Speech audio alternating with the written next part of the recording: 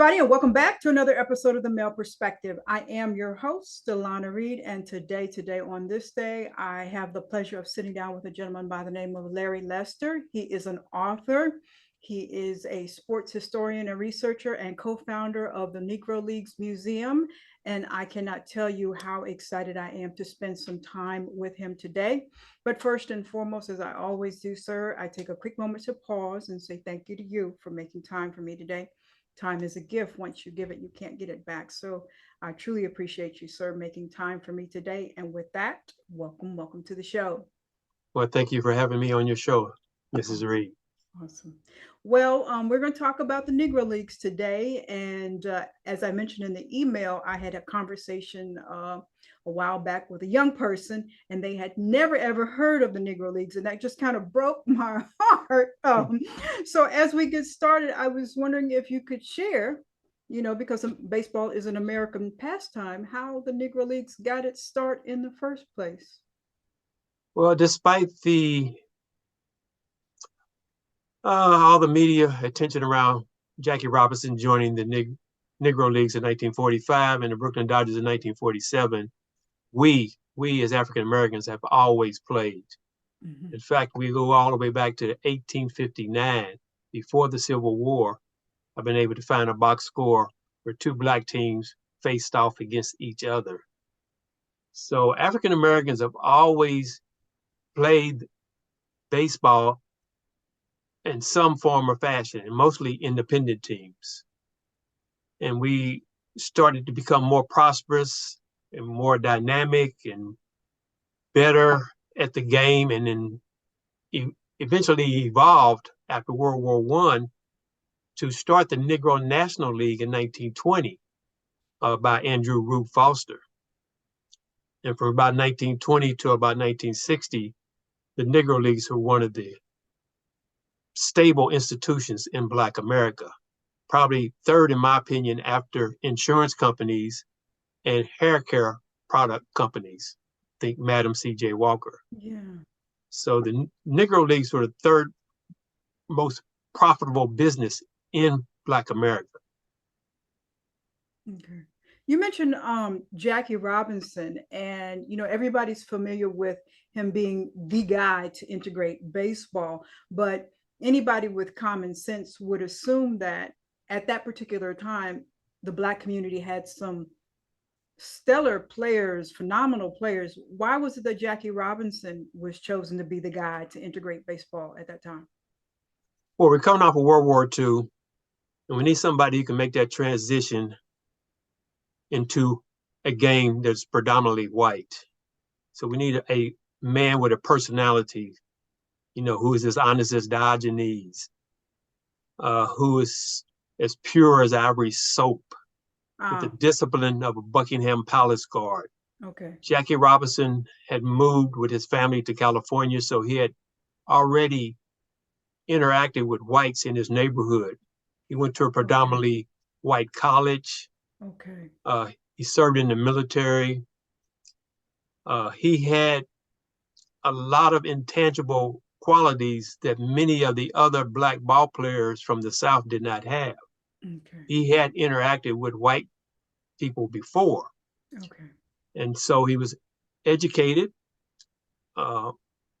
military man, engaged to a nurse, a skilled position, not a domestic. Mm-hmm. And so he seemed to be the perfect choice, attitude-wise and personality-wise, to integrate the national pastime. So, no, he was not the best ball player in the Negro Leagues, but he had these intangible qualities that could be transferable because he had interacted with whites on an equal playing field. Okay. So he was a safe choice. Yes, exactly. Okay. So I guess you have some pictures back behind you, but could you name some other, because some of us know Satchel Paige, but there were some other phenomenal players that had skills as well. Could you name a few that we might not be aware of and what skills they were known for? Oh, there's so many we don't have enough time for, but my all-time favorite is probably Bullet Rogan. Mm-hmm. Stood about 5'7", 165 pounds. Satchel Paige called him the onlyest, new word, the onlyest player I'd ever seen that pitched and batted cleanup. So he was the precursor to O'Shea Ohtani today. Okay. He was our black Babe Ruth. He could pitch and hit. Mm-hmm. And based on statistics, some years he batted over 400 and he would win 15 games and maybe hit 7 or 8 home runs, which is a lot of home runs in a league that only scheduled 60 to 80 games a year. Probably the most dynamic all-around player from the Negro Leagues, and he went into the National Baseball Hall of Fame in 1998. You also have Oscar Charleston, a 5'2" player who could do it all, hit, run, field. He could do it all. They claim he was the early day Willie Mays. Okay. The most complete player from the Negro Leagues, Oscar Charleston, who died in 1954. You also have Biz Mackey, a great catcher, who taught Roy Campanella how to catch. Mm-hmm. Roy Campanella spent 8 years in the Negro League with the Baltimore Elite Giants, but he learned it from Biz Mackey.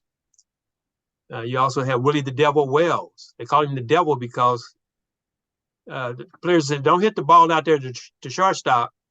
I think the devil is out there because nothing can get through him. So, great shortstop. Buck Leonard, great first baseman, pull hitter, played for the Homestead Grays. Josh Gibson's running mate.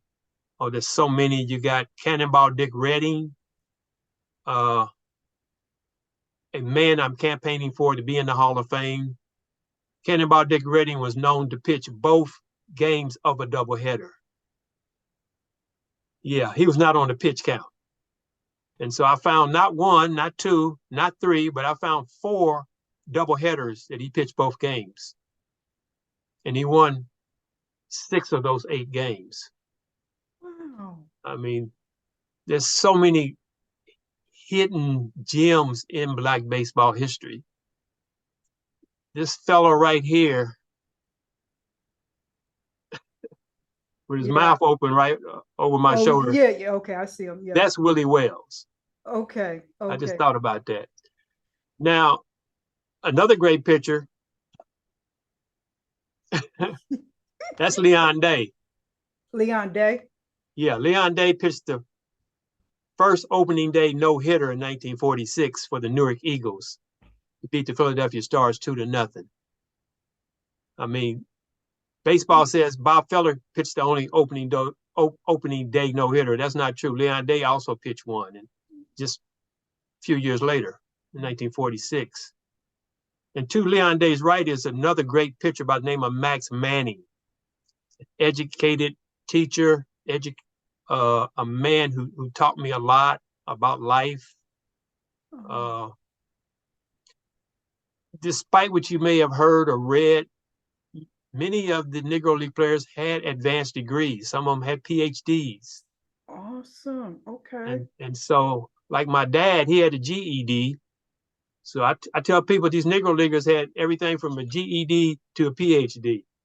Mm-hmm. We had to be well-rounded back in the day. Of course. We had to be.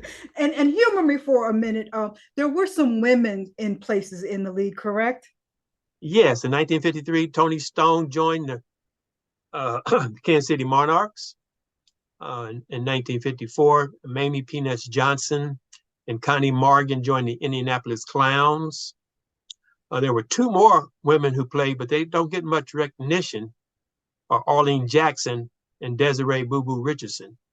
I got pictures of them, and I have documented evidence that they played for the Indianapolis Clowns, but they never got into the game. So they're not a part of the record books. Okay. But there were really 5 women in the Negro Leagues in the mid-50s instead of 3. Okay, so 5. All right, because I think I had heard of the 3, but okay, so 5. So at its peak, about how many teams did we have in the Negro Leagues? Well, we got the Negro National League in 1920. They had 8 teams. Okay. In 1923, the Eastern Colored League started up. These teams were located along the Eastern Seaboard, and they comprised of 6 to 8 teams. Okay. Every year, that number may vary by one or two teams, as some teams will financially fold or not be able to make the payroll or have too many rainouts for a Okay. variety of reasons.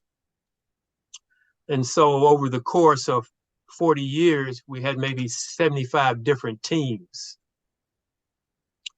Some cities like Cleveland had 4 or 5, well, more than that, probably half a dozen franchises, versus the Kansas City Monarchs. They only had one franchise from 1920 through 1954.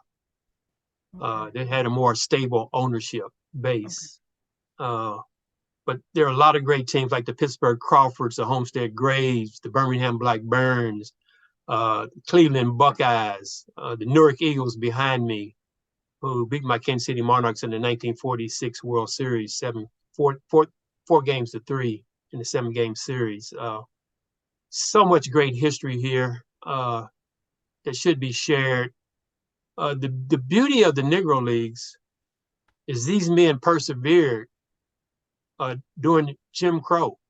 Mm-hmm. And so they always had to fight Jim Crow wherever they went, with public accommodations, on the field and off the field. And this is why they're such a good role model, a business model, Mm. a father figure to so many people. Mm-hmm. Yeah. Yeah. And you know, during that time, although we we understand segregation stuff, there were instances where they played white teams on certain occasions. Oh, most definitely. Okay. Uh, they had what they call that barnstorming tour. And because they can only play in a major league stadium when the white major league teams were out of town, and they had to rent these stadiums. And so they tended to play on the weekends and say like on a Monday when the maids were off. And Oh. so they had to fill in that schedule. And what they would do is play against white teams to pick up an extra paycheck.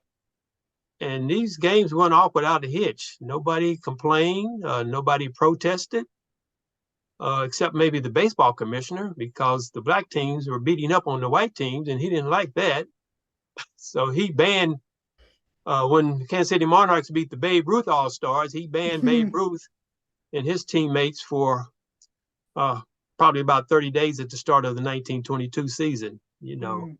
but we can't have this foolishness where these black guys are beating up on these white guys, even though your name is Babe Ruth.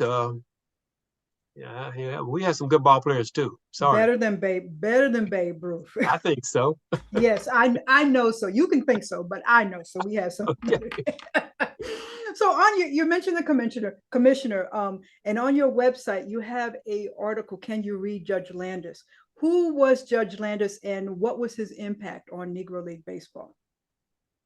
Judge Landis was the commissioner for Major League Baseball for almost 25 years, Mm. and there was no blacks on his night shift. He banned interleague play. I came across an article in the New York Times, in the Los Angeles Times in 1942, which he basically said that there was no ban against the tan, to paraphrase the article, Mm. basically saying there's nothing to keep ball players, there's nothing to keep management and teams from hiring ball players. But that wasn't true, because they all had to be approved. Any Mm. contracts had to be approved and signed by him. So it's without a doubt, in my opinion, that Judge Landis was a racist, in that his legacy is not because he failed to act. His legacy is because he failed to take action. Mm-hmm. He Mm-hmm. should have been passing a policy saying we shall not discriminate in Okay. baseball. Okay. But yet he stood by and did nothing. And so we go to a philosopher like Voltaire, says all men are guilty of the good they do not do. Mm-hmm. So that's his legacy. When you Okay. have a chance to do something right, do it. Okay. And But he he did did not. nothing. And Okay. that's what his legacy is. He took no action. So baseball, so Jackie Robinson came along after he left or passed or Within a year of his passing, oh, Jackie Robinson was signed to a Brooklyn Dodger contract. unfortunately we were just kind of waiting for that to okay, I got you. Okay. Yeah, in fact, in his hospital bed, Judge Landis was offered an extension to his contract. Get out of here. There's Yeah, so much rich history. and that's So why I call that article, Can You Read Judge Landis? We had testimony, not me, but the writers of that period had testimonials from all the managers, white managers and white players saying, we would love to play against these black guys. We play against them in Puerto Rico, Mexico, Latin America, Japan. We would love to compete against them and maybe bring some of them to our team. And he compiled all these articles and sent them to Judge Landis, which he did not respond. Of course, he did not take any action. So pretty soon there was a momentum on the way. Can you read, Judge Landis? Can you read? Here's the documentation. Thank Can you. you read? Thank you. You would even think from a business standpoint, the money that would pour into baseball at the time, if you were to allow some black talent to the games, because the draw, I don't Well, know. you're right on point. Racism has an entertainment factor. We find that out in boxing when Joe Louis Yes. would fight the white opponents. So you look at Jackie Robinson's first season, they set attendance records on the road at every major league ballpark except Cincinnati's Crosley Field. They drew 1.8 million fans. At home, they set a franchise attendance record at Ebbets Field, Dodger Stadium, of 1.9 million fans. And so in 1947, they played the Yankees in the World Series at Yankee Stadium. And they bring in 73,000 people for the first game. We're talking Cotton Bowl, Sugar Bowl, Rose Bowl, college football type attendance figures. Jackie Robinson was bringing in all types of people to see how was this black boy going to perform on this field with these white guys. Wendell Smith saw this phenomena and he wrote, Jackie's nimble, Jackie's quick, Jackie's making the turnstiles click.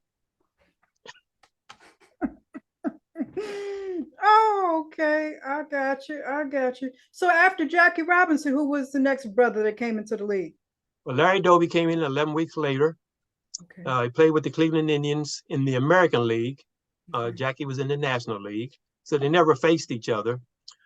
But Larry Doby and I became good friends along with his wife, Helen. Awesome. And he shared a lot of his experiences with me. He had the same challenges as Jackie Robinson, but his personality was more laid back, more accommodating. He was not the fighter that Jackie Robinson was, but he still got his message across. Okay. And he had to face the same discrimination that Jackie Robinson faced. Okay. So I guess a lot of people would like to assume that even when we had integration of baseball, that Jackie Robinson was in the locker room with the rest of the guys, but there was still segregation within the integration process, I'm assuming. Well, yes. When Jackie signed it, he had to have a black roommate, Johnny Wright. Most of the black players had black roommates. What we find when we look at the rosters, the black players on the team were in equal numbers. Oh. Yes.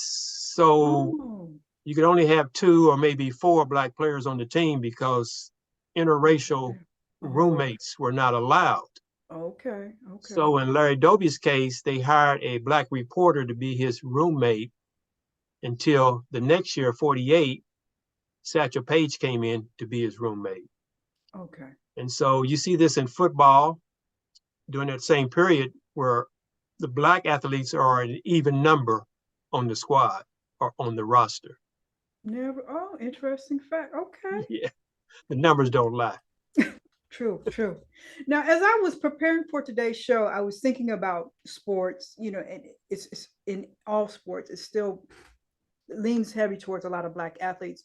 But even after desegregation, there's a team that still historically is still very Black athletes, and that's the Harlem Globetrotters, that are still out there. Why is and it made me think, why don't we see any Negro League teams anymore? Like, why did they dissolve completely? Well, when Major League Baseball took the cream of the crop out of the Negro Leagues, Okay. basically raped the golden goose of Mm-hmm. all its eggs. The Negro Leagues were just a shadow, talent-wise, of what they used to be. Okay. And so, unlike the Globetrotters, who have their own unique brand, the Negro Leagues could not survive because their best players were going into Major League Baseball. Okay. And you have to look at the entertainment dollar available to the Black patron. He only has so many dollars. And so he's going to spend them looking at Jackie Robinson and Larry Doby playing in Major League ballparks. He wants to see how his counterpart will do against these white athletes. And so he's taking that small change that he has and he's spending it at the Major League ballparks instead of with the Negro League teams. Okay. Okay. And the Globetrotters are unique. They started in 1927 in Chicago. So we got to look at the 1920s.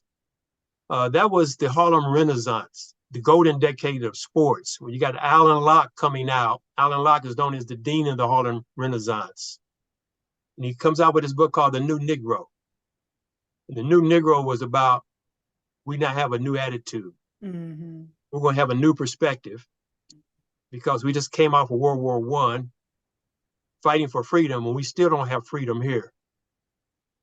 We're getting beat up as we leave the trains. Mm-hmm. Some of us are being lynched. So going forward, we're going to have our own leagues, our own businesses. And that's how the Negro Leagues got started. The New York Wrens and the Harlem Globetrotters got started in Chicago. The Harlem Globetrotters never played in Harlem. Abe Saperstein, Jewish guy, I love him. He knew how to market his team. So he called the team Harlem so everybody know that they were Black because they didn't have social media back then. They didn't have a lot of television. Gotcha. And so when he put up a poster on a telephone pole and said Harlem Globetrotters, everybody knew that team must be Black. Yeah. Gotcha. That's marketing. Marketing. Okay. Gotcha. So, I read a few years ago, I think it was a few years ago, or I saw an article that Major League Baseball finally is going to recognize the Negro Leagues. What impact or what does that mean for Negro League Baseball? Well, that means now that the Negro League stats will finally be accepted into encyclopedias, into press guides. They will have the same status as their white counterparts. That's why I mentioned Leon Day earlier. Right now, they say the only opening day no-hitter was pitched by Bob Feller in 1942. Well, that's not true because Leon Day pitched one in 1946. The last player to hit 400 is Artie Wilson and not Ted Williams now. They right now in the record books, they say Don Larson pitched the only no-hitter in World Series competition. But by adding the Negro League stats, now we show that in 1926, Red Greer for the Bacharach Giants pitched a no-hitter.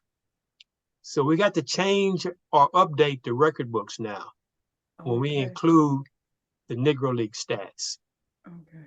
And it gets a lot deeper than that. It's hard to commingle stats when they're not equally yoked. Gotcha. When one team plays 60 or 80 games versus a white team that plays 156 games. Mm-hmm. So statistically, the numbers don't mesh very well. So we're working through all those nuances and trying to figure out the best way to present these stats without a lot of resistance. That would be my I guess my next question. Some people are very entrenched in their believed history.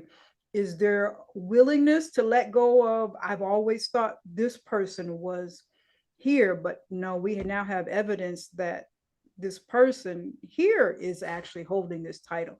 Um, Yes, that's a lot of resistance, and it's expected, and I welcome it. Battle up, suit up for the battle. Okay. Yeah, I like bring it on. I mean, I know what I know. That's right. So That's right. Yeah, I'm just assuming that we always thought Babe Ruth was the guy, but to now say no, there's this black guy that's actually the Babe Ruth. There would be a lot of people pushing back against that. I would assume. yeah, they push back. I mean, everybody throws arrows at me, but I just let them know. I mean, the record book shows that Babe Ruth never hit a home run off a black pitcher. And they're like, huh? That's true. I mean, okay. I mean, he played in apartheid baseball. If you want to even it out and okay, okay. Yeah, he didn't have to, face Fernando Valenzuela from Mexico or Louis Tiant from Cuba or Dwight Gooden from Black America or, Hideo Nomo from Japan. He only placed the best, he only faced the best white pitchers in this country. Yeah, so it's And not so you should put a star by all his records because he had a small pool to compete against, right? That's right. Yeah. And you mentioned a couple of names, and that's another thing I've always had a question about. There were some Spanish-speaking folks, some Cuban leagues integrated within Negro. How did that happen? How did that transpire? Well, see, players of all colors and nationalities were welcome in the Negro Leagues. Okay. Oh, yeah. Martin Diego, he played all 9 positions. Cristobal Torriente from Cuba, an outstanding slugger. They called him the Black Babe Ruth because he hit more home runs than Babe Ruth did in the Latin American Winter Games. I mean, you got Horatio Rabbit Martinez, one of the greatest shortstops ever out of the Dominican Republic. I mean, so many Latin American ball players played in the Negro Leagues. If you were a shade darker than the hat of a baseball, you played in the Negro Leagues. Okay. Okay. Gotcha. That's like basketball and baseball back in the day was predominantly like Italians and Jewish. Yes. Mm-hmm. Okay. Yeah. Okay. So you've written quite a few books about the history of the Negro Leagues. For the person who wants an introduction or start to familiarize themselves, which one of your books should they pick up first to start their introduction? I would probably say the Negro Leagues book, Volume 2. That's the title. It's called The Players. I don't know if I have a copy here or not. Okay. All right. So pick up that one. Okay. That'll be the first one to get our introduction. It's kind of an encyclopedia. Okay. And you can go to my website or Amazon. My website is LarryLester42.com. So you've been at this for a minute. What makes a man say, hey, I like baseball and I'm going to start picking through all of this history and putting it together? Well, for me, I grew up near the old ballpark in Kansas City on 22nd in Brooklyn. All black neighborhood. Went to an all black high school, grade school, all black church. And when I go to the ballpark, I got to see all these white people, and I was curious, where did they come from? And I get back to my neighborhood and ask the elders, and they would say, well, they're from the suburbs. I said, where are the black ball players? They said, well, they played in the Negro Leagues. What is that? I'm like, and I'm just a kid, 10 years old, whatever. And they would tell me about these great stories of Negro League players that sound more mythical than for real. And by the way, so-and-so lives 2 blocks over. Your teacher, Aura O'Neill, is Buck O'Neill's wife. I'm like, really? Who's Buck O'Neill? Well, he was the manager of the Monarchs. And my classmates, Pamela Page, is Satchel Page's oldest daughter. I played basketball with Robert Page, Satchel Page's oldest son. And so, in essence, the Negro Leagues are so much a part of my DNA. I grew up just living in the neighborhood surrounding by Negro League veterans. Okay. And they would just take me into their home and feed me and tell me these crazy stories that no way is anybody that good. And then when I got out of college in 1970, I came across Robert Peterson's book, Only the Ball is White. And all of these stories he had documented. I'm like, oh my God, Wow. this is the real deal. Yeah. And I've been in the library ever since. Awesome, awesome. And many people don't know, there are some still, we can still put our hands on these living legends. There's some still around, right? Yes, that's probably 80, maybe 90 players still around. They move a lot because they may be in a home today and in a senior citizen home next week. Mhm. Memories are not as good as they used to be. Most of them are, well, they're pretty up there in age, 80s and 90s, and it's just a matter of time. But Yeah. but And I've sat in the living room with many of them, and they are always a pleasure. I know Black men in America need role models, where I had about 70 or 80 of them. awesome, awesome, great role models where, back where you had to be jack of all trades most of the time. So yes. So you're the co-founder of the museum. Why Missouri? Why is it in Missouri? Well, one, I live here in Kansas City. Well, two, we consider Kansas City the Mecca of Black baseball, because the Kansas City Monarchs were the longest running franchise in Black baseball history. And they won the World Series in 1924 and 1942. And more importantly, they sent more players into Major League Baseball than any other Negro League team. And so when I'm interviewing these ball players, I asked them about the Monarchs. They said, growing up, we always wanted to play for the Monarchs because they had a very stable franchise. The owner, J.L. Wilkerson, a white man, always paid them on time. He always made sure they had hotel accommodations. And if there was an odd man out, he would share the room with one of the men. Okay. He didn't have a racist bone in his body. He would help them with down payments on their homes. So every ball player as a youth, his dream was to play for the Kansas City Monarchs. And so Kansas City is the ideal place for a museum. Okay. All right. And the museum opened in what year? 1995. 1995. Okay. All righty. Well, sir, let me let you go and go about your day. I just want to let you know I just truly appreciate you making time to sit down and chat with me. I don't want to take up too much of your time. I know you've got some other things going on, but I truly appreciate you. I'm going to ask you my random question that I pull out here. Okay. Yeah, see, get a smile, lighten the mood a little bit, and then I'm going to ask you one more time to tell us how we pick up the book. I think I saw somewhere I was running around. You were just recently consulted. Is a film coming out or something? Yeah, I was a historical consultant for the film called The League by Sam Pollard, who's Okay. done a lot of great documentaries. I And that was a will be coming. historical fact checker and all that good stuff. Okay, so we should be expecting to see that soon.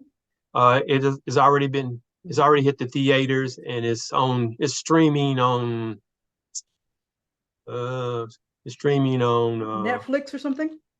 No. yeah, maybe Netflix, or I forget. I should know. Spend a lot of time every week. Okay. Okay, let me ask you my random question. If your waiter or waitress was a total jerk, do you still leave a tip?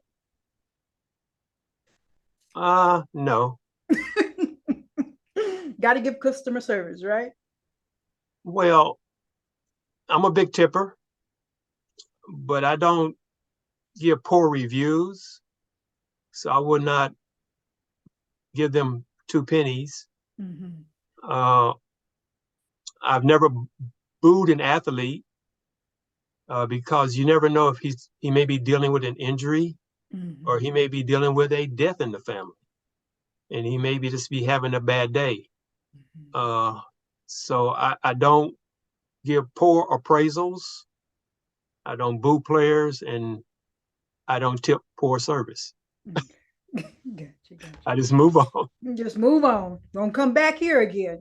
Yeah.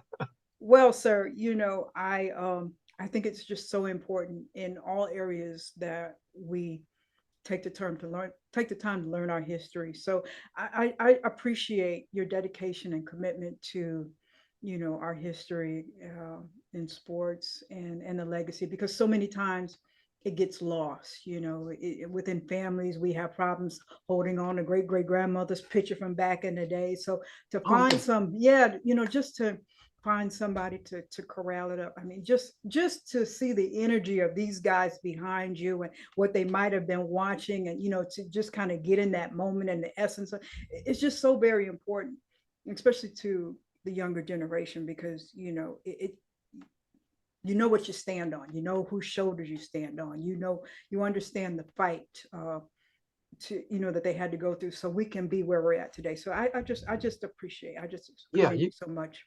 That's why I have this picture behind me. You can see the will and skill, the Yes. fire and desire, the grit and spit. It just, Yes. I mean, they're fired up, ready to go. Ready to go, and not understanding, I grew up watching this, it was a comedy movie with Billy D. Williams and Richard Pryor, Bingo Long, and but you start to understand what you have to go through, from finding a hotel, driving your own car. It wasn't this luxury experience that the white players had to go through. So to Right. understand the trials and tribulations that somebody had to go through just to play a game that they enjoyed and loved, it's just, Exactly. I mean, so Fire I and desire. I desire. So I commend you to, holding on to that piece of our heritage, our legacy. So I appreciate you for that and the work that you have done and are doing and will continue to. Hopefully, we got some more books coming out. Yes, I got a new one coming out next year called Cage Champions. All right, we'll be on the lookout for that. And sir, I truly appreciate your time and your energy and your history and your lessons. I got some new information today, because like I said, we hear about Jackie Robinson, we hear about Satchel Paige, but to hear the other players, and there were such little guys too. I don't Yeah, feel I don't feel so bad. I'm only 5'4", so I'm like, okay. that's all right. I could have got out there and swung a bat. So anyway. Yes, you could have. Anyways, well, sir, I thank you for your time and I wish you nothing but the best. Well, thank you, Lady Reid, for having me on your show. Awesome. That is Much all for appreciated. this week. That is all for this week's episode of The Male Perspective. I'm your host, Lana Reid, and I will see everybody next time.